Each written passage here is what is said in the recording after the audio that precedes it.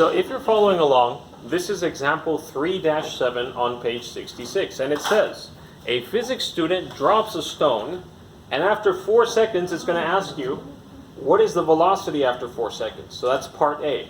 So we have to ask ourselves a couple questions about this rock. First off, when you're about to throw the rock, what is its velocity? That's right, 0. It's 0, right? Because it's not moving. You have it there and it's not moving. So the initial velocity is 0. What is the final velocity? ¿Quién sabe? Right? What is the time? 4 seconds. It said right there in our problem. So we have initial velocity and time, and we have one more thing. Now, I want you to be aware, jóvenes, you do have this one thing. It's just not written down. But remember that at the beginning of class, I told you that gravity is an acceleration. So if you are falling, you will always be falling with an acceleration of negative 9.81 meters per second squared. That is what you call the influence of gravity, the acceleration of gravity.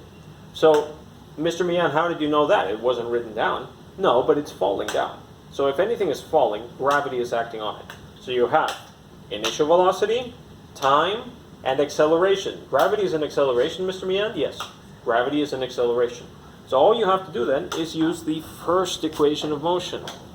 And plugging in all of those numbers, the initial velocity is 0, the acceleration is negative 9.81, and the time is 4 seconds. Now if you're saying, Mr. Mian, how do you expect us to know the number of gravity? I expect you to memorize it, because it's a very important number.